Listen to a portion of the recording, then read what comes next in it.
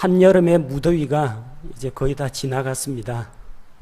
그리고 태풍도 장마도 거의 다 물러갔습니다. 지나온 날들을 돌이켜보고 우리가 걸어왔던 길을 하나씩 하나씩 되짚어 볼 때 하나님께서 함께 하셨다, 하나님께서 은혜를 주셨다라는 것을 실감하게 됩니다. 우리가 다 같이 이 자리에 모여서 함께 하나님께 예배드리는 것도 우리가 지금 현재 이 모습 이대로 주님 앞에 나와 있는 이 자체가 벌써 하나님의 은혜라는 것입니다. 그래서 이번 시간에는 어떤 교리에 대해서 말씀드리고자 하는 것이 아니고 하나님께서 은혜로우시며 우리에게 복을 베풀어 주시는데 은혜가 풍성하신 하나님께서 주신 복들을 함께 말씀을 통해서 하나씩 세워보고자 합니다. 우리가 믿는 하나님은 은혜로우신 하나님입니다. 은혜가 풍성하신 하나님입니다. 은혜가 무엇이냐? 일반적으로 사람들은 좋은 음악을 들었다, 좋은 찬송을 들었다, 좋은 말씀을 들었다, 그래서 마음에 평안이 찾아오고 감동이 밀려오면은 은혜롭다, 은혜 받았다, 그렇게 이야기합니다. 근데 그런 느낌을 은혜라고 하진 않습니다. 은혜란 하나님께서 받을 만한 값어치가 없는 죄인들에게 값없이 거저 베풀어 주시는 그분의 선물을 은혜라고 합니다. 그래서 하나님께서 모든 사람에게 햇빛과 단비를 주실 때 이것이 하나님의 은혜라고 합니다. 또한 하나님께서 자기의 아들 예수 그리스도를 구세주로 믿고 받아들이는 자들에게 구원을 선물로 주시는데 이 구원의 선물을 하나님의 은혜라고 합니다. 왜냐하면 우리는 구원받을 만한 어떤 자격이나 어떤 아름다운 일을 행한 적이 없기 때문입니다. 또한 구원을 받은 이후에 이 은혜를 갚기 위해서 뭔가를 해야 된다라는 의무를 우리에게 주신 적도 없기 때문입니다. 그야말로 조건 없이 거저 주시는 선물이기 때문에 이 구원의 선물을 은혜라고 합니다. 구원뿐만 아닙니다. 지금 이 시간에 앉아서 숨쉬고 있는 이 자체가, 살아있는 자체가 하나님의 은혜입니다. 성경 인물 가운데 하나님의 은혜를 참 많이 경험한 사람들이 성경에 기록되어 있습니다. 항상 하나님의 도우시는 은혜를 힘입어서 하나님을 의지했던 대표적인 믿음의 사람이 다윗입니다. 다윗이 하나님의 은혜를 많이 누렸는데 그러면 다윗은 만사 형통한 삶을 살았느냐?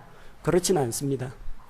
아마 성경 인물 가운데에서 다윗만큼이나 이 파란만장한 인생 경험을 한 사람은 다시 찾아보기 어려울 겁니다. 그런데 그 과정에서 또한 하나님의 은혜를 의지하고 하나님으로 인해서 큰 힘을 얻은 사람이 또한 다윗입니다. 그래서 이번 시간에는 다윗의 시편을 통해서 하나님께서 우리에게 주신 그 복과 은혜를 세워보고 하나님께 감사하는 그런 시간을 갖고자 합니다. 다윗의 생애에는 여러 가지 힘들고 괴로운 순간들이 또 인생의 위기가 자주 찾아왔습니다. 첫 번째 그가 직면했던 어려움은 골리앗과의 싸움입니다. 블레셋 진영에서 이스라엘과 전쟁을 벌였습니다. 블레셋은 이 싸움의 분위기를 돋구고 적들의 사기를 꺾기 위해서 골리앗이라고 하는 거대한 이 거인을 내보냈습니다. 이 거인 골리앗 앞에서 이스라엘 모든 군사들이 벌벌 떨며 위축되어 있었습니다. 이 거인 골리앗은 하나님의 군대 이스라엘을 모욕을 했습니다. 뿐만 아니라 그 이스라엘 사람들이 믿고 섬기는 주 하나님을 모욕하였습니다. 그때 아직 어린 다윗이 믿음을 가지고 하나님의 도우심을 힘입어서 골리앗과 싸우러 나아갔습니다. 골리앗은 칼과 창과 방패를 가지고 전쟁에 나왔지만 다윗은 평상시에 자기가 사용하던 이 목자의 도구에서 무린매, 물맷돌이라고 하죠. 무린매, 그리고 매끈매끈한 돌 5개를 골라가지고 챙겨갔습니다. 그는 자기가 할 수 있는 것으로 하나님을 섬기려고 했습니다. 그는 군사 연습을 한 적도 없고 칼, 창, 활을 다루는 법을 배운 적이 없습니다. 내게 있는 것을 가지고 주님께 드립니다. 그리고 하나님께서는 그 다윗의 무기에 복을 주셨습니다. 그 거대한 거인 골리앗이 다윗이 던진 무린매로 던진 그 돌에 이마를 맞고 이마 한가운데 정통으로 그 돌이 꿰뚫고 들어가서 쓰러져 죽었습니다. 큰 인생의 위기 가운데에서 다윗은 하나님의 은혜를 실감했습니다. 칼과 창과 방패와 군사의 많음이 아니라 오로지 주 하나님을 의지할 때 그분께서 도우시는 은혜를 경험할 수 있다는 것을 배웠습니다. 그리고 그 공로로 그는 사울 왕의 눈에 들었습니다. 사울은 그에게 군대를 맡겼습니다. 다윗은 이제 장군이 되어서 사울의 명을 따라서 이스라엘을 수호하기 위해서 전쟁에 다녔고, 적국에서 사신이 오면은 다윗이 그 사신들을 만나고 지혜롭게 그들을 대접해서 이스라엘의 군사 외교 능력을 크게 강화시켰습니다. 그러나 백성들의 신망이 점점 다윗에게 몰려가니까 사울이 위기의식을 느꼈습니다. 경쟁심을 느끼게 되었습니다. 그러다가 혹시 다윗이 딴 마음을 품고 자기를 내쫓진 않을까, 백성들이 다윗을 추종하니까 자기 대신 왕위에 오르지 않을까 항상 위기의식을 느꼈습니다. 그의 시기심은 경쟁심으로, 경쟁심은 미워하는 마음으로, 미워하는 마음은 살인하고자 하는 마음으로 바뀌어서 창을 던져서 다윗을 벽에 박으려고 했습니다. 다윗을 붙잡아 죽이려고 했습니다. 이미 다윗은 사울의 딸 미갈과 결혼을 했습니다. 관계가 장인 어른하고 사위입니다. 장인 어른이 지금 사위를 죽이려고 하는 거예요. 잘못한 게 있으면은 그나마 덜 억울할 텐데, 신실한 부하 장군이고 사울의 신하이고 사울의 왕국을 굳게 세우는데 도움을 줬는데 사울에게 아무런 잘못을 저지른 적이 없는데도 그는 이유 없이 고난을 받았습니다. 여러 번 잡힐 뻔한 위기를 겪었습니다. 하지만 수많은 죽음의 고비에서 하나님의 도움으로 그는 목숨을 건졌습니다. 자기 목숨을 건질 뿐만 아니라 사울을 죽일 수 있는 기회가 주어졌지만 그는 하나님께서 기름 부어 세우신 왕을 대적하지 않겠다 하고 스스로 사울을 용서하고 풀어주었습니다. 인생의 대부분을 그는 도망자 쫓겨다니는 그런 신세로 많은 시간을 보냈습니다. 그 가운데에서 고난 중에 자기의 노래가 되신 하나님, 고난 중에 위로와 소망을 주시는 그 하나님을 굳건하게 붙잡았던 것입니다. 다윗을 어렵게 만드는 그런 공격은 외부로부터만 온 것은 아닙니다. 다윗의 속으로부터, 다윗이 가지고 있는 죄로 인해서 어려움을 겪었던 적도 있습니다. 그는 왕궁 침실에서 엎치락 뒤치락 뒹굴뒹굴 거리다가 이제 느지막하게 일어났습니다. 부하 장군들은 전부 다 암몬 자손과 전쟁하러 떠났습니다. 그는 전쟁터에 나아가지 않고 혼자서 왕궁 침상에서 굴러다녔습니다.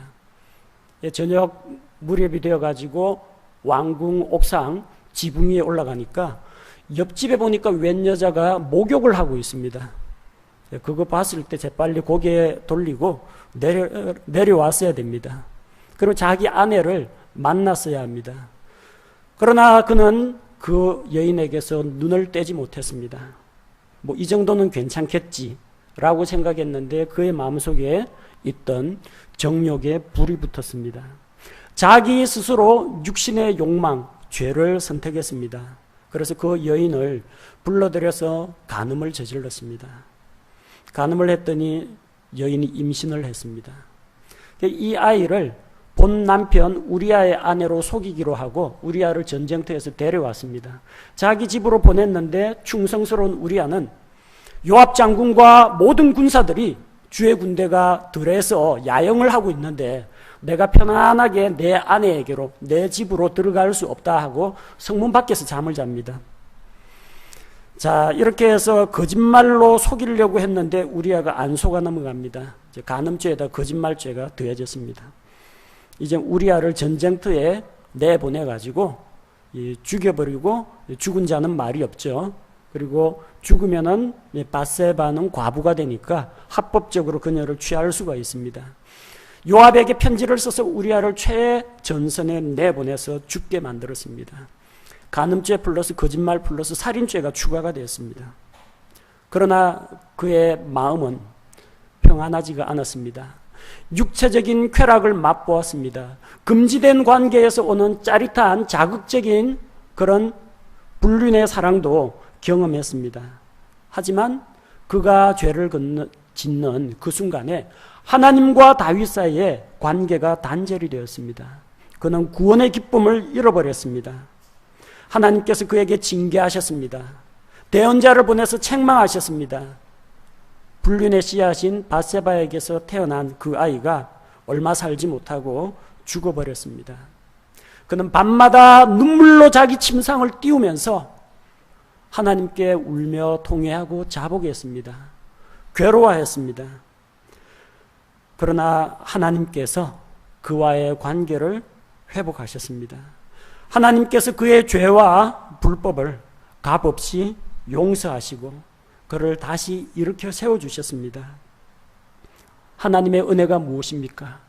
죄인들을 용서하고 받아주시는 바로 그 은혜입니다. 용서받을 값어치가 없는 사람에게 거저 베풀어 주시는 하나님의 사랑, 그는 하나님의 사랑을 맛보았습니다. 죄의 용서는 받았습니다. 그렇다고 해서 죄 문제가 완전히 해결된 것은 아닙니다. 죄의 용서, 죄의 형벌로부터는 자유하게 되었지만 죄가 남긴 상처는 그 흔적이 그대로 남기 마련입니다. 부모가 알코올 중독일 경우에 그 부모가 알코올 중독을 치유하고 술을 끊었다고 할지라도 그때 임신해가지고 태어난 아이는 눈이 멀거나 몸에 장애가 생기기 쉽습니다. 죄는 용서받았지만 죄의 상처는 남습니다. 어떤 문제가 남았습니까? 가정에 분란이 일어납니다. 아버지의 행실을 아들들이 다 보고 배웁니다. 맏아들 암논이 자기의 이복누이 다말을 강간하는, 이 근친 간의 강간이 일어나는 폐륜을 벌입니다. 다윗은 암논에 대해서 강하게 징계하지를 못했습니다. 왜? 자기도 그랬으니까. 아이들에게 무슨 본을 보여줄 수 있겠습니까? 그러니까 자기 여동생 다말이 저 배다른 오빠에게 수치를 당했다, 이걸 알고 압살롬이 자기 여동생의 복수를 하려고 칼을 갑니다. 잔치를 열고 왕의 아들들을 초청합니다. 그리고 그 자리에서 자기 형 암논을 죽입니다. 가족들 안에서 강간 사건, 살인 사건이 일어납니다. 다윗이 저지른 죄하고 별반 다르지가 않습니다. 압살롬은 징계를 당할 것이 두려워가지고 처벌을 두려워해서 달아났습니다. 그런데 또 다윗이 총애하던 아들이기 때문에 요압을 시켜서 압살롬을 다시 불러들였습니다. 불러들여서 잘 대해줬더니 이 압살롬이 아버지에게 반역을 일으킵니다. 백성들의 마음을 다 빼앗아가고 민심을 빼앗아가고 다윗을 밀어내고 왕이 되고자 반역을 일으킵니다. 이번에는 장인 어른에게 쫓겨다니는 것도 모자라서 자기 아들에게 쫓겨다닙니다. 압살롬과 그 반역자들이 다윗을 죽이려고 합니다. 다윗이 살아있는 한은 반역이 성공이 아닙니다. 죽이려고 하는데 다윗은 하나님의 도우심을 힘입어서 무사히 반역자들의 칼에서 구출됩니다. 그리고 다시 예루살렘 왕궁으로 돌아오게 됩니다. 가정에 큰 우환과 질고가 있었고 내부에 분쟁이 있었지만 하나님의 은혜 가운데에서 그는 다시 회복을 맛보았습니다. 여러분, 다윗만큼 파란만장한 생을 살아보신 적이 있습니까? 골리앗과 같은 거인과 죽음의 위기 앞에서 싸워본 적이 있습니까? 누가 이유 없이 자기를 죽이려고 하고 항상 쫓겨다니는 그런 생활 해보셨습니까? 죄를 저지르고 그 죄책감에 못 이겨서 고통스러운 그런 낮과 밤을 눈물로 보내보신 적이 있습니까? 가정의 아이들이 말을 안 듣고 부모에게 대들고 자기들끼리 싸우고 상잔하는 그런 험악한 꼴을 당해보신 적이 있습니까? 다윗은 다 겪었습니다. 다 겪었음에도 불구하고 그를 세우시고 도우시는 하나님의 은혜가 있었기 때문에 다윗은 비록 쓰러지긴 했지만 완전히 엎드러지진 않았습니다. 의인은 7번 넘어질지라도 다시 일어나게 하시는 하나님의 도우심을 힘입어서 다시 일어날 수 있기 때문입니다. 오늘 우리가 읽은 시편 116편은 다윗의 시편으로 추정되고 있습니다. 제목에 다윗의 시라고 기록되어 있지는 않지만 이 본문의 문맥과 이 시편 내용에 기록된 사연을 읽어보면 이게 다윗의 기도라는 것을 알 수가 있습니다. 다윗에게는 가까이에 하나님이 계셨습니다. 1절 말씀을 보니까 주께서 내 음성과 내 간구를 들으셨으므로 내가 그분을 사랑한다고 했습니다. 다윗에게는 그의 음성과 간구를 들으시는 하나님이 함께 계셨습니다. 다윗이 잘하든지 못하든지 신앙생활 충실히 하든지 게으르게 하든지 하나님은 변치 않고 그와 함께 계셔 주셨습니다. 그 하나님이 어떠한 하나님입니까? 우리의 음성과 간구를 듣고 계시고 우리의 눈물을 지켜보고 계신 하나님입니다. 우리의 기도를 들으시는 하나님께서 다윗과 함께 계셨던 것처럼 지금 이 시간에 여러분과 함께 계십니다. 그래서 우리는 고백할 수 있습니다. 우리는 우리 기도를 들으시는 아버지 하나님을 사랑합니다. 마음속으로 그런 고백을 해보십시오. 아버지 하나님 사랑합니다. 2절에는 다윗이 기도를 들으시는 그 주 하나님의 이름을 부릅니다. 그분께서 자신의 귀를 내게 기울이셨으므로 내가 사는 동안 그분을 부르리로다. 내가 살아있는 동안 그분을 부르겠다는 것입니다. 하나님께서 기도를 들으신다는 것을 알고 그는 평생 사는 동안 그분을 불렀습니다. 전쟁을 할 때에도 도망을 다닐 때에도 항상 하나님께 묻고 기도하고 응답을 받았습니다. 주님, 제가 올라갈까요? 올라가지 말까요? 여기에 그대로 숨어 있으면은 이 사람들이 나를 붙잡아다가 사울의 손에 넘길까요? 넘기지 않을까요? 내가 적들과 싸울 때 어떻게 싸울까요? 계속해서 하나님과 묻고 하나님의 응답을 받습니다. 하나님께서 우리 기도를 들으신다는 것, 들으시고 응답하신다는 것을 여러분이 믿는다면 우리는 기도해야 합니다. 내가 살아있는 동안 그분을 부르리로다. 우리가 살아있는 동안 주 하나님의 이름을 불러야 합니다. 3절에서는 다윗이 겪은 고난과 고통을 이야기합니다. 사망의 고통이 나를 애워싸고 지옥의 아픔이 나를 붙들었으므로 내가 고난과 슬픔을 만났도다. 사망의 고통, 지옥의 아픔, 그의 고난과 슬픔, 우리가 살펴본 바와 같습니다. 이런 고통이 어디 다윗에게만 있겠습니까? 아담이 범죄한 이후에 이 땅에 사는 모든 사람에게 임하는 그런 어려움입니다. 오늘날은 기계 문명이 발달하고 또 먹고 살기가 좀 나아졌으니까 걱정, 근심이 없습니까? 오늘날은 또 다른 문제들이 있습니다. 매일매일 살아가면서 우리는 먹고 살기 위해서 노동을 해야 되고 질병과 싸워야 되고 나이 들어 늙으면서 이 노화된 몸을 가지고 기력이 쇠해질 때 역시 우리 몸에 여러 가지 이상과 장애들이 찾아옵니다. 자식들이 내 말 잘 듣지 않습니다. 뜻대로 안 될 때도 있습니다. 사업을 벌였는데 잘 될 수도 있고 잘 안 될 수도 있습니다. 때로는 나는 아무런 잘못이 없는데 나는 안전 운행을 하는데 다른 차들이 나를 들이받는 경우도 있습니다. 나는 잘못한 게 없는데 다른 사람이 오해하고 나를 공격하는 경우도 얼마든지 있습니다. 다윗이 겪었던 그런 고난은 우리에게도 동일하게 있습니다. 그러면 우리는 그런 가운데서 무엇을 해야 합니까? 그런 때에 무엇을 해야 합니까? 4절 말씀을 보니까 그때 사망의 고통이 나를 에워싸고 지옥의 아픔이 나를 붙들고 고난과 슬픔을 만났을 때 바로 그때 내가 주의 이름을 부르며 이르기를 오 주여 주께 간청하오니 내 혼을 건지소서 하였다. 다윗이 하나님께 기도했습니다. 주의 이름을 불렀습니다. 시편에는 그가 얼마나 많은 이름을 불러대는지 모릅니다. 나의 반석이시여 나의 구원이시여 나의 요새시여 나의 힘과 방패가 되신 주 나의 어둠을 밝히시는 등불이시여 나의 목자가 되신 하나님 주의 이름을 불렀습니다. 여러분은 어떤 이름을 부르고 있습니까? 나의 주, 나의 하나님, 나의 아버지를 부르고 계십니까?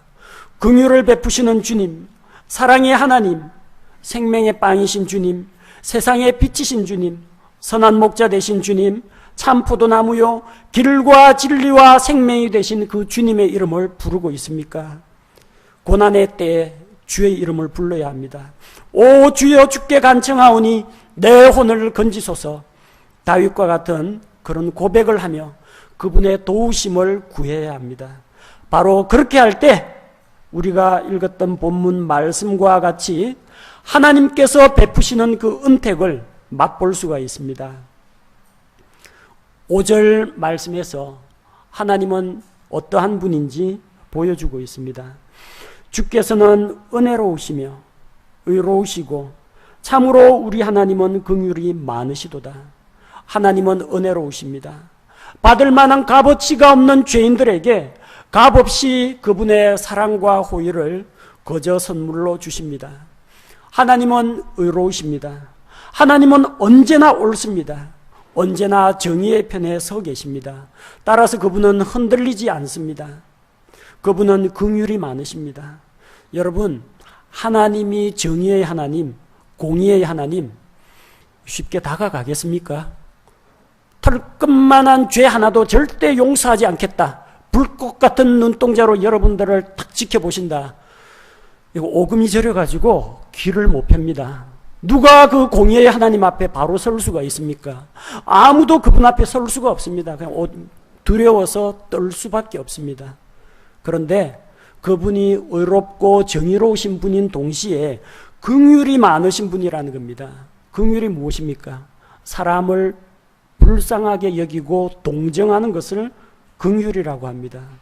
하나님은 정의의 하나님이지만 한편으로는 긍휼이 많으시기 때문에 우리가 그분의 품에 안겨서 편안하게 쉴 수가 있다는 것입니다.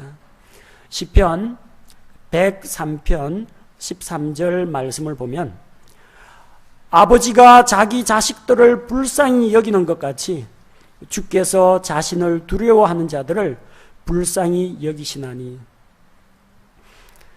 아버지 하면은 각 가정마다 아버지의 모습이 좀 다르니까 우리 아버지는 무서운데 우리 아버지는 너무 그냥 자유로우신데 입장이 좀 다를 겁니다. 보편적인 이스라엘의 아버지는 어떠한 사람이냐면 자녀가 잘못할 때는 무섭게 징계를 합니다. 말씀에 어긋나거나 부모의 권위에 반항을 하거나 하면 무섭게 진노합니다. 엄마 대하는 거하고요 아버지 대하는 거하고 다릅니다. 아이들이 일단 아버지가 말씀하시면 못 켜 들어갑니다. 순종을 합니다. 왜? 존경하는 한편 두려워하기 때문입니다. 그거 없으면 안 돼요. 아이들에게 온냐 너무 해주는 이런 아버지는 나중에 권위를 인정받지 못합니다. 그런데 그 아버지가 항상 엄격하고 무섭게 매들고 때리고 구박만 하면은 어느 아들이 아버지한테 가겠습니까? 이스라엘의 일반적인 아버지상은 죄에 대해서 무섭게 징계하는 아버지인 동시에 한없이 넓은 사랑으로 품어주는 것이 또 아버지입니다. 애 잘못했다고 매 때리고 나가! 집 나가! 그런 아버지는 없어요. 때리고 나면은 때리면서도 마음이 아파가지고 매 맞은 아이고 약 발라주고 병 주고 약 주고 다 합니다. 때리기도 하고 약 발라주고 품고 따라서 웁니다. 아버지가 자기 자식들을 불쌍히 여긴다고 했어요. 그것과 마찬가지로 주께서도 자신을 두려워하는 자들을 불쌍히 여기십니다. 그래서 우리가 하나님 앞에 나아갈 수가 있어요. 무시무시한 공포의 하나님이면 누가 그분 앞에 나아가겠습니까? 이런 하나님이 계시기 때문에 이제는 우리는 안심하고 그분의 은혜의 품에 기대를 수가 있는 것입니다. 6절 말씀을 보니까 주께서는 단순한 자를 보존하신다라고 했습니다. 이 단순하다라고 이야기할 때 의미가 두 가지예요. 하나는 이제 복잡한 군더더기가 없이 아주 심플하고 깔끔한 그런 것을 이제 단순하다 그렇게 이야기합니다. 복잡한 무늬가 없고 아주 어떤 단일한 색상이나 단순한 무늬, 평범한 무늬가 있어요. 단순하다 그렇게 이야기하죠. 또 안 좋은 의미도 있습니다. 그 사람은 단순해, 속이기 쉬워 그렇게 이야기할 때 단순하다라는 말이 이제 어리석다라는 뜻으로도 사용이 됩니다. 이 단순한 자라는 것은 이제 복잡한 생각이 없는 어린아이처럼 순수한 자를 이야기합니다. 그래서 주의 말씀은 단순한 자를 지혜롭게 하며 말씀 가지고 자꾸 이거 따지고 비판하면요 하나님의 지혜를 배울 수가 없어요. 하나님의 말씀이 그렇게 하셨네 그런가 보다 그렇게 믿음으로 받아들이는 자가 단순한 자입니다. 근데 이 단순한 자는 또 어떤 게 문제냐면 너무 단순하다 보니까 쉽게 속아 넘어간다는 데 문제가 있습니다. 그래서 이 단순한 자는 어떻게 해야 돼요? 주께서 지켜주셔야 됩니다. 주께서 단순한 자를 보존해 주신다고 했습니다. 어린아이와 같이 하나님을 의지하고 단순하게 복잡한 생각 없이 주님의 말씀을 받아들이는 그런 자들 하나님께서 지켜주십니다. 또한 그 후반부에 보니까 내가 낮게 되었을 때 그분께서 나를 도우셨다 했습니다. 주께서는 낮은 처지에 있는 자들을 도와주시는 하나님입니다. 이 세상은 그렇지 않습니다. 가진 자들의 편입니다. 높은 자들의 편입니다. 법 앞에서 모든 사람은 평등하다 이야기하는데 안 평등합니다. 유전무죄요. 무전유죄란 말이 있죠. 돈 있는 사람은 돈 있으면은 보석금 내고 풀려나기도 합니다. 또 재판할 때 형량 선고할 때도 이 사람은 비록 죄인이긴 하지만 사회에 기여한 공로가 크고 뭐 성실하게 뭐 이랬으므로 감형 조건에 또 그런 게 반영이 됩니다. 돈이 있으면 가해자하고 피해자가 서로 바뀌는 그런 황당한 경우도 있습니다. 이번에 군대 폭행 사망 사고로 죽은 윤일병 참 안타까운 사연입니다. 그런데 이게 윤일병만의 문제가 아니고요. 그런 일들이 많이 일어납니다.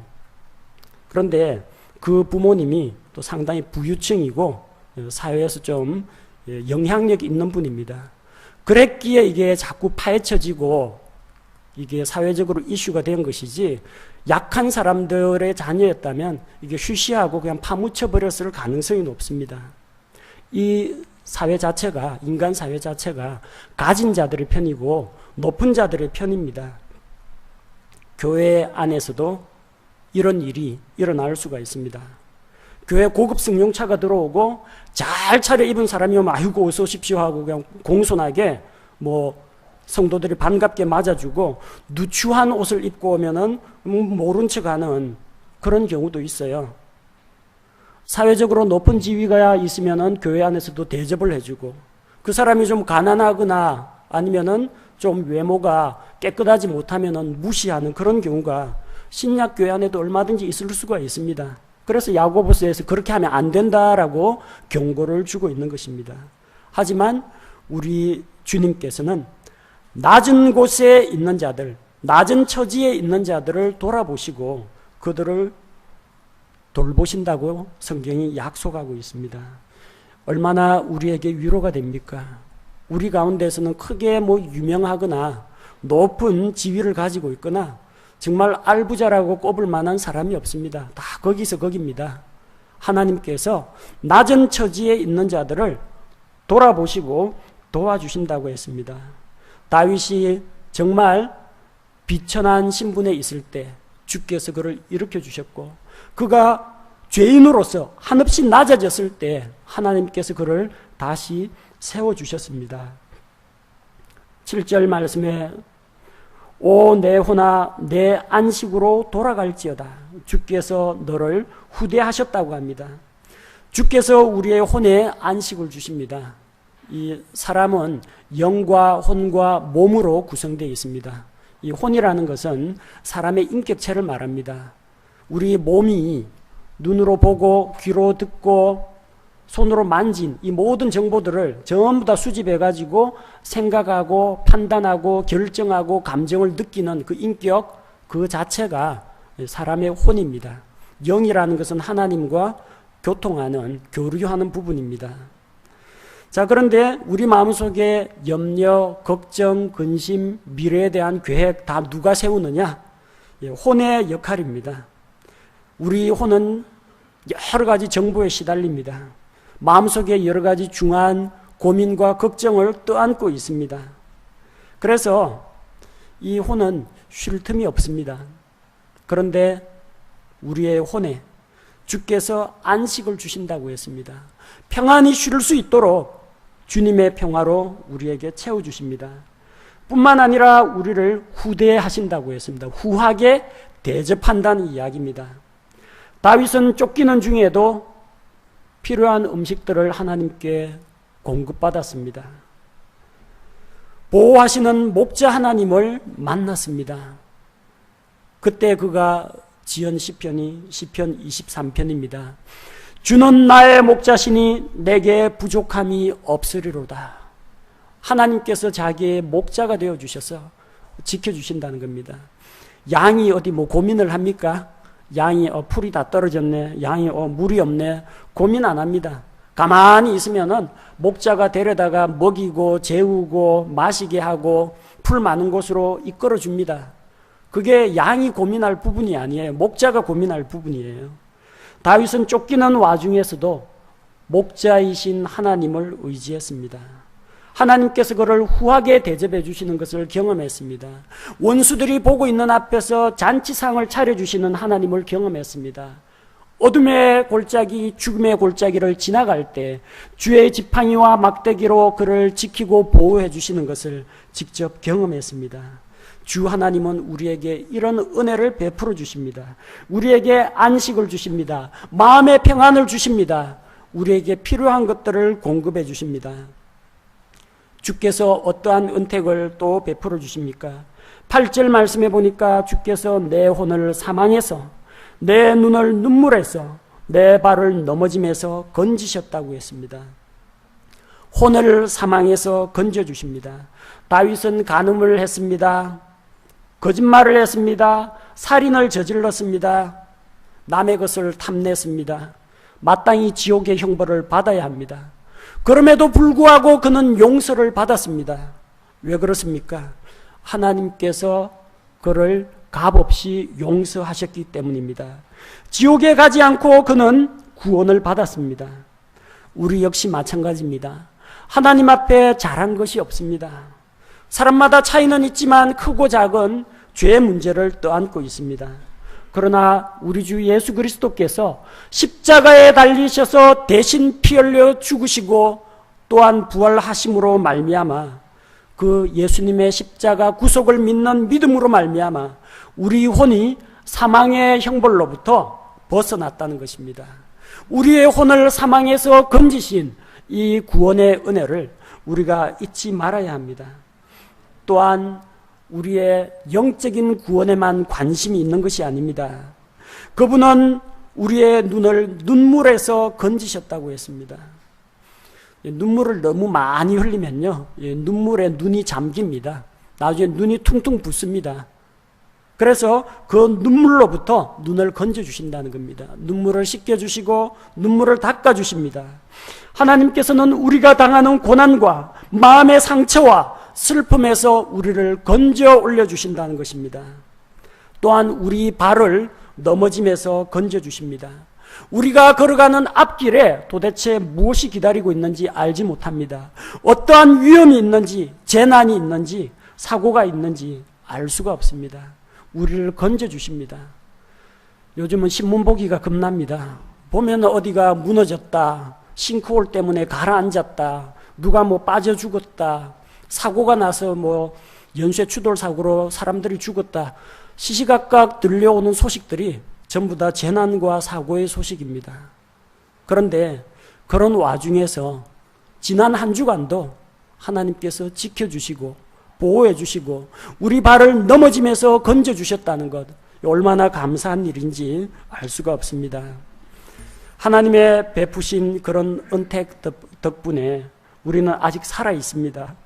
9절 말씀을 보니까 내가 산자들의 땅에서 주 앞에서 걸으리이다, 이렇게 고백합니다. 산자들의 땅에서 걷고 있습니다. 죽었으면은 어떻게 됐겠어요? 몸은 시체가 되어서 썩어가고 있겠죠. 그리고 혼은 불려 올라갔을 겁니다. 다윗은 수많은 죽음의 위기를 넘기고 무사히 살아남았습니다.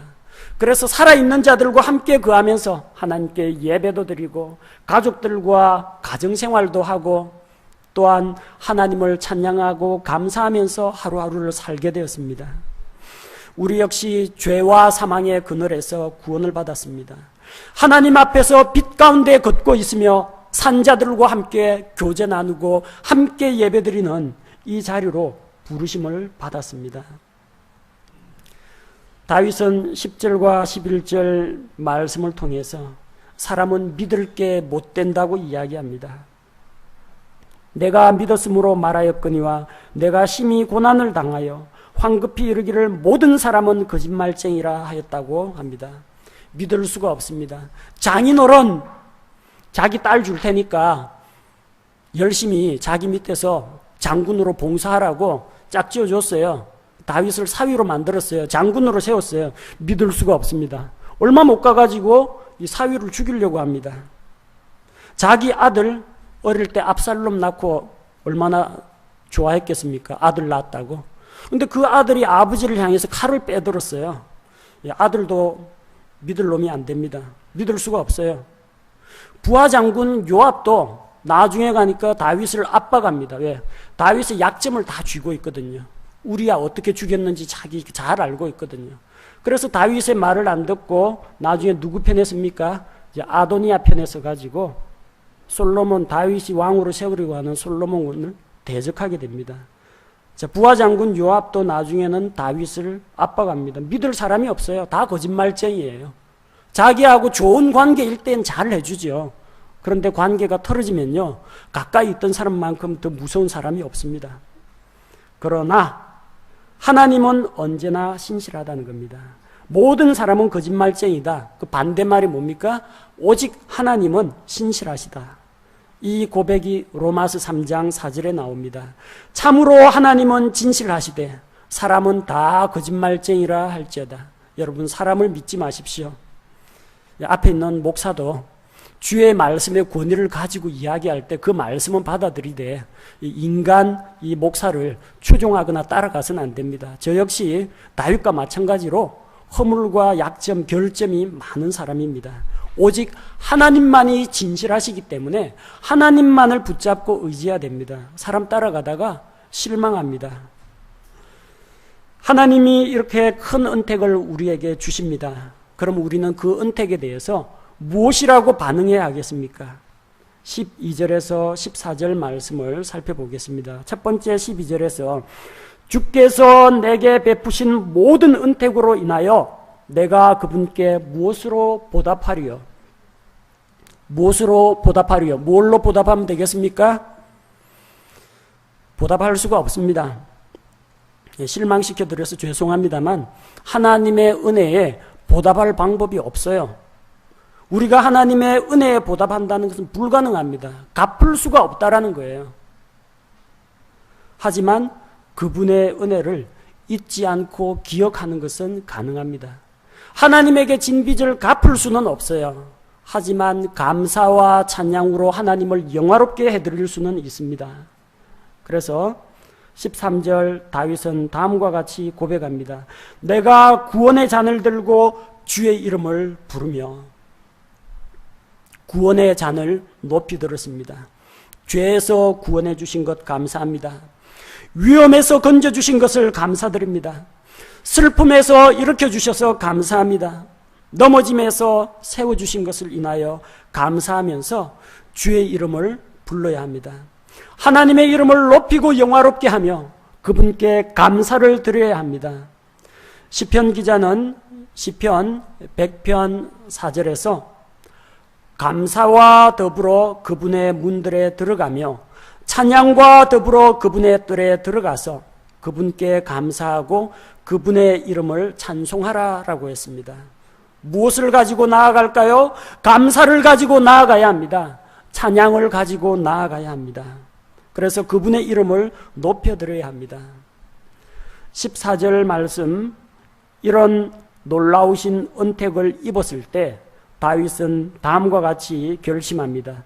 그분의 온 백성 앞에서 이제 나의 서원들을 주께 이행하리로다. 서원이라는 것은 하나님 앞에서 하나님과 자신만의 약속입니다.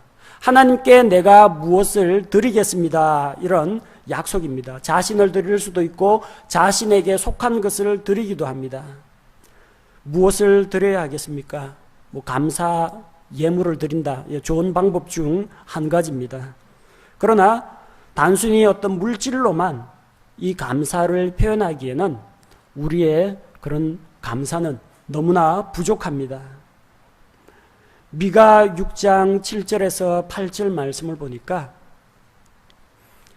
주께서 수천의 순양이나 수만의 강물 같은 기름을 기뻐하실까?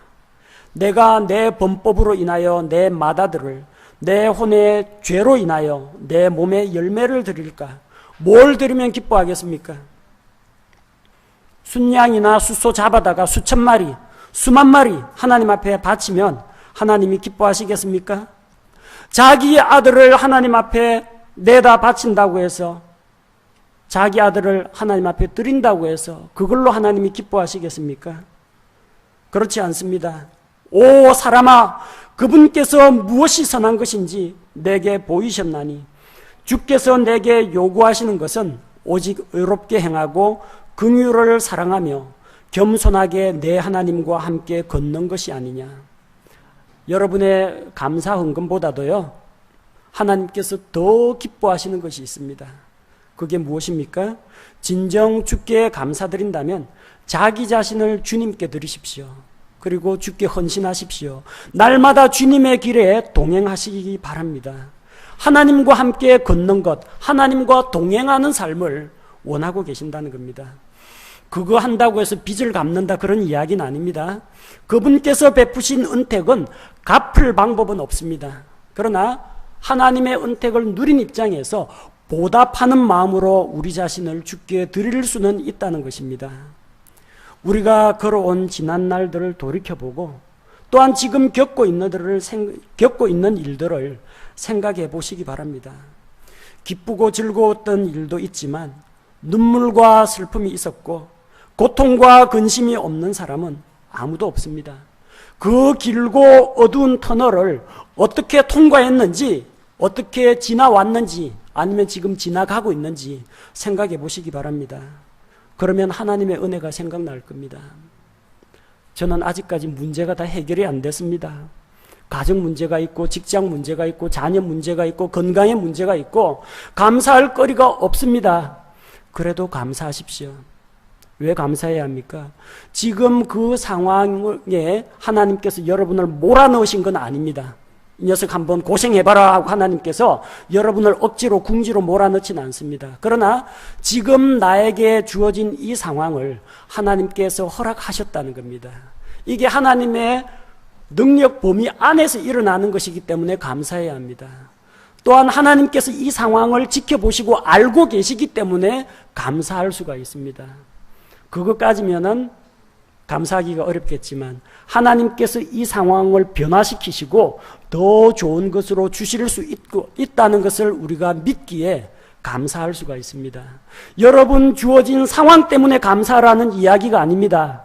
중요한 것은 감사한 일, 감사거리가 중요한 것이 아니고 우리 감사의 대상이 누구냐는 겁니다. 우리 감사의 대상이 하나님이기 때문에 그분께 감사하라는 겁니다. 하나님 술주정뱅이 남편 주셔서 감사합니다. 감사 기도하면 남편 술 끊는다. 뭐 어느 교회에서는 그렇게 가르칩니다. 하나님 저를 가난뱅이로 만들어 주셔서 감사합니다. 감사합니다 하면 부자가 된다고 합니다. 성경은 그런 거 말하고 있지 않습니다. 그래서 감사하라는 이야기가 아니고요. 내 형편과 내 몸과 가족과 직장을 볼 때는 감사할 건덕지가 안 나올 수도 있습니다. 그런데 무엇 때문에 감사합니까? 하나님이시기에 하나님 아버지가 나와 함께 계시기 때문에 변하지 않고 항상 그 자리에 계신 하나님 때문에 감사를 드리는 거지 나한테 일어난 일 때문에 감사를 드리는 게 아닙니다. 그러기 때문에 항상 감사할 수가 있는 겁니다. 지나온 세월 정신없이 달려왔습니다. 어떻게 지금까지 살아왔는지 잘 모르겠습니다. 비구름이 몰아치고 이럴 때는 잘 모릅니다. 그러나 이제 밝은 햇빛이 비치고 나면은 지나온 날들이 은혜로 지금까지 지내온 것 다 주님의 은혜구나 이런 고백을 하게 됩니다. 사무엘상 7장 12절 말씀을 보니까 그때 사무엘이 한 돌을 취하여 미스바와 센 사이에 세우고 이르되 주께서 여기까지 우리를 도우셨다 하며 그것의 이름을 에벤에셀이라 하니라. 에벤에셀 도움의 돌이라는 겁니다. 주께서 여기까지 우리를 도우셨다는 겁니다. 어디까지요? 여러분 태어나서 지금 이 자리까지 주께서 인도하셨습니다. 나중에 10년 뒤에 여러분이 지금 당하고 있는 어려움을 생각하면 하나님의 도우심으로 내가 2024년까지 왔구나 감사하게 될 겁니다. 여러분 모든 인생 여정을 끝내고 주님의 품에 안겨서 지나온 날을 돌이켜볼 때 그때 주께서 나를 여기까지 인도하셨구나 그렇게 고백하게 될 것입니다. 여러분 주께서 여러분에게 주신 복을 세어보시기 바랍니다. 그리고 지금까지 나의 삶을 인도하고 건져주신 하나님께 감사와 찬양을 드리십시오. 감사할 거리가 잘 안 보입니까? 그냥 하나님이 은혜로우시고 사랑이 많으시고 긍휼을 베푸시는 분이라는 것으로 인해서 감사하시기 바랍니다. 성경은 감사하라고 합니다. 감사한 것에 대해서 생각해보라라고 이야기하지 않습니다. 감사함을 알아라, 감사를 느껴라, 고마움을 느껴라 하지 않습니다. 감사하라고 합니다. 의지적인 겁니다. 우리는 감사할 충분한 조건이 있습니다.